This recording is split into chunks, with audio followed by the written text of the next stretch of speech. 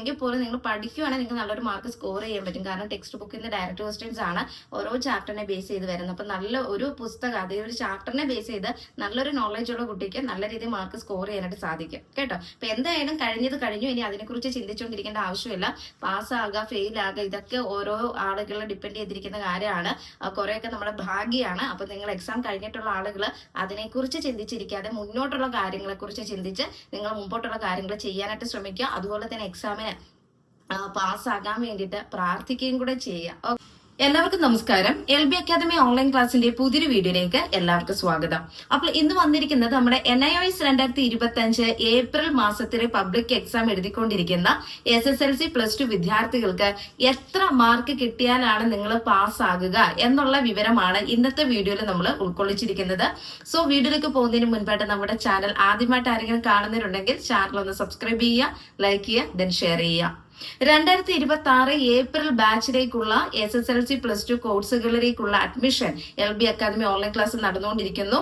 ലോകത്ത് എവിടെയുള്ളവരാണെങ്കിലും നിങ്ങളുടെ മുടങ്ങിപ്പോയ SSLC +2 പഠനം LB അക്കാദമി ഓൺലൈൻ ക്ലാസ് വഴി പൂർത്തീകരിക്കണമെന്ന് നിങ്ങൾ ആഗ്രഹിക്കുന്നവരാണെങ്കിൽ ഉടൻ തന്നെ സ്ക്രീനിൽ കാണുന്ന നമ്പറിൽ കോൺടാക്ട് ചെയ്യുക.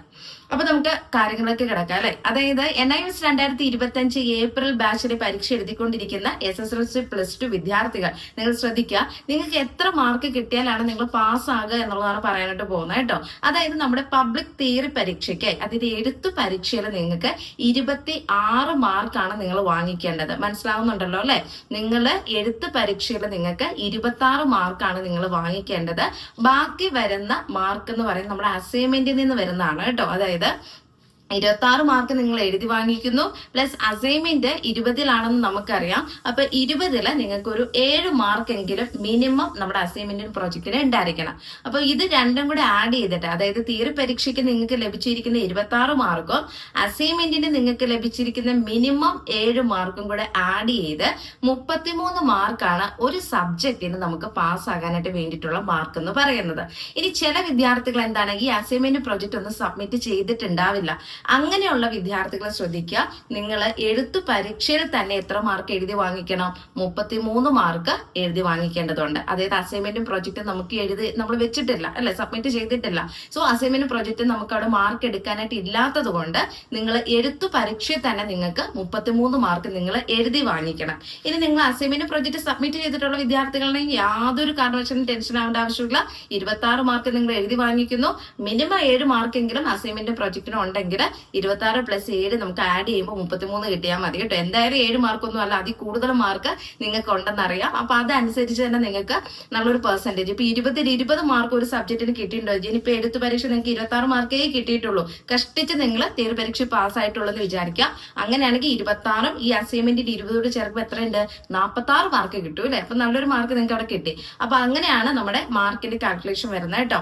ഇനിയിപ്പോ ഫിസിക്സ്, കെമിസ്ട്രി, ബയോളജി ഇങ്ങനെ പ്രാക്ടിക്കൽ വിഷയങ്ങളൊക്കെ എടുത്തിട്ടുള്ള സ്റ്റുഡൻസിന്, പ്രത്യേകിച്ച് സയൻസ് ഗ്രൂപ്പുകാർ, അങ്ങനെയുള്ള വിദ്യാർത്ഥികൾക്ക് നിങ്ങൾക്ക് എഴുത്ത് പരീക്ഷയിൽ 21 അല്ലെങ്കിൽ 22 മാർക്ക് നിങ്ങൾ വാങ്ങിച്ചാൽ മതി കേട്ടോ. എഴുത്ത് പരീക്ഷയിൽ 21, 22 മാർക്ക് ഉണ്ടെങ്കിൽ നിങ്ങൾ പാസ്സാകും. പ്ലസ് നിങ്ങളുടെ പ്രാക്ടിക്കലിന് നിങ്ങൾ മിനിമം 7 മാർക്ക് വാങ്ങിക്കേണ്ടതാണ്. മനസ്സിലാവുന്നുണ്ടല്ലോ. ഇപ്പൊ ഫിസിക്സ് എന്ന് പറയുന്ന സബ്ജക്ട് എടുക്കുകയാണെങ്കിൽ അതിൽ നിങ്ങൾ തിയറി പരീക്ഷ, എഴുത്ത് പരീക്ഷയിൽ നിങ്ങൾ 21, 22 മാർക്ക്, മിനിമം 22 ആണ് പറയുന്നത്.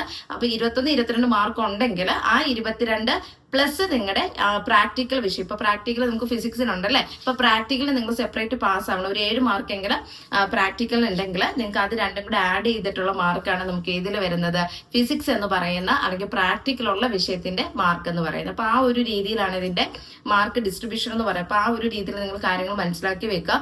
ഒരുപാട് ആളുകളുടെ സംശയമാണ്, മിസ് എങ്ങനെയാണ് ഈ കാൽക്കുലേഷൻ വരുന്നത്, എഴുത്തു പരീക്ഷയിൽ എത്ര മാർക്ക് വാങ്ങിക്കണം, അസൈൻമെന്റിന് എനിക്ക് ഇത്ര ഉണ്ട്, അപ്പൊ ഇത് രണ്ടും കൂടെ ആഡ് ചെയ്യുമ്പോൾ ഇത്ര മാർക്ക് കിട്ടും, അങ്ങനെ എങ്ങനെയൊക്കെ ഒരുപാട് സംശയങ്ങൾ ആളുകൾ നിലനിൽക്കുന്നുണ്ട്. അപ്പൊ അതൊന്ന് ക്ലിയർ ചെയ്യുന്നതിന് വേണ്ടിയിട്ടാണ് ഈ ഒരു വീഡിയോ ചെയ്തത്. അതുപോലെ തന്നെ ഡാറ്റ എൻട്രി ഇങ്ങനെയുള്ള സബ്ജക്റ്റുകളൊക്കെ ഉണ്ട്, അതൊക്കെ വേറൊരു രീതിയിലുള്ള മാർക്ക് ഡിസ്ട്രിബ്യൂഷൻ വരുന്നത്. ഇപ്പൊ പ്രധാനപ്പെട്ടത് ഈ ഒരു രീതിയിലാണ് വരുന്നത്. നമ്മുടെ വിത്തൗട്ട് പ്രാക്ടിക്കലും വിത്ത് പ്രാക്ടിക്കലും വരുന്ന സബ്ജക്റ്റുകളുടെ പാസിംഗ് മാർക്ക് എത്രയാന്നുള്ളതാണ് പറഞ്ഞു തന്നത് കേട്ടോ. അപ്പൊ പേടിക്കാനായിട്ടൊന്നുമില്ല. എഴുത്തു പരീക്ഷയിൽ ഒരു 26 മാർക്ക് എന്നല്ല, ഞാൻ എപ്പോഴും പറയുന്നൊരു കാര്യമുണ്ട്, എഴുത്തു പരീക്ഷയിലും 40 മാർക്കെങ്കിലും കിട്ടുന്ന രീതിയിൽ വേണം നിങ്ങൾ പഠിക്കാനായിട്ട്. ഇപ്പൊ എനിക്ക് തോന്നുന്നു നിങ്ങളുടെ മെയിൻ സബ്ജക്റ്റുകളുടെ എക്സാം ഒക്കെ കഴിഞ്ഞ് ഇനി എക്കണോമിക്സ് ഒക്കെ വരാനായിട്ടുണ്ട്. എങ്കിൽ പോലും കഴിഞ്ഞ ഈ ഒരു 2025 ഏപ്രിൽ പരീക്ഷ എഴുതിയിട്ടുള്ള ഒട്ടുമിക്ക വിദ്യാർത്ഥികളുടെയും ഭാഗത്തുനിന്ന് കിട്ടുന്ന ഒരു റിപ്ലൈ എന്ന് പറയുന്നത് എക്സാം ടഫ് ആയിരുന്നു എന്നുള്ളത് തന്നെയാണ്. അപ്പം എന്തുകൊണ്ടാണ് അങ്ങനെ സംഭവിക്കുന്നത് എന്നുള്ളത് നിങ്ങൾ തന്നെ ഒന്ന് മനസ്സിലാക്കി വെക്കുക. കാരണം നമ്മൾ ഓർക്കും നമുക്ക് തിരക്കാണ് അല്ലെ, ജോലിയുണ്ട്, അല്ലെങ്കിൽ ഹൗസ് വൈഫ് ആയിട്ടുള്ള ആൾക്കാരുണ്ട്, എക്സാമിന്റെ സമയത്ത് എക്സാമിന്റെ തലേന്ന് പഠിക്കാന്ന് വിചാരിച്ചിരിക്കാതെ എക്സാമിന് അതിന് മുമ്പുള്ള ഒരാഴ്ചയിൽ പഠിക്കാന്ന് വിചാരിക്കണം. അങ്ങനെയൊക്കെ വരുമ്പോൾ ഇത്രയും പോർഷൻസ് കവർ ചെയ്യാന്ന് പറഞ്ഞു കഴിഞ്ഞാൽ ബുദ്ധിമുട്ടാണ്. നേരത്തെ രീതിയിലുള്ള എക്സാം ആണെങ്കിൽ യാതൊരു പ്രശ്നമില്ല. കാരണം നമുക്ക് തിയറീസ് ആണ് കൂടുതലും ചോദിക്കുന്നത്, 2 മാർക്കിനും 3 മാർക്ക്. പക്ഷെ ഇപ്പോഴത്തേന്ന് പറഞ്ഞു കഴിഞ്ഞാൽ MCQ, ഒബ്ജക്റ്റീവും ട്രൂ ഓർ ഫോൾസും അങ്ങനത്തെ ക്വസ്റ്റ്യൻസ് ഒക്കെ ആണ് അല്ലേ.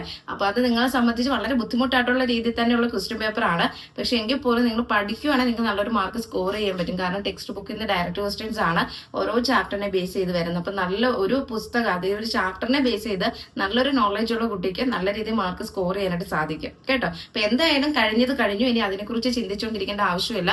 പാസ്സാകുക ഫെയിൽ ആകുക ഇതൊക്കെ ഓരോ ആളുകളെ ഡിപ്പെൻഡ് ചെയ്തിരിക്കുന്ന കാര്യമാണ്.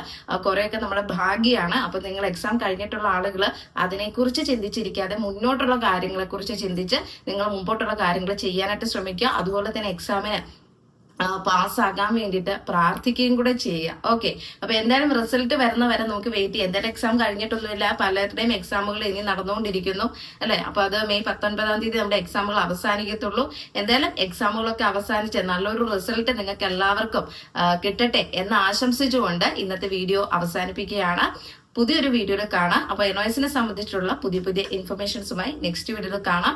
അതോടൊപ്പം തന്നെ എന്തെങ്കിലും ഡൗട്ടോ കാര്യങ്ങളോ ഉണ്ടെങ്കിൽ കമന്റ് ബോക്സിൽ കമന്റ് ആയിട്ട് രേഖപ്പെടുത്തുക. സംശയങ്ങൾ ക്ലിയർ ചെയ്ത് തരുന്നതായിരിക്കും. സമയം അനുസരിച്ച് നമ്മൾ റിപ്ലൈ തരത്തുള്ളൂ കേട്ടോ. അതും കൂടെ ഓർമ്മിപ്പിക്കുന്നു. അപ്പോൾ നിർത്തുന്നു. Thank you.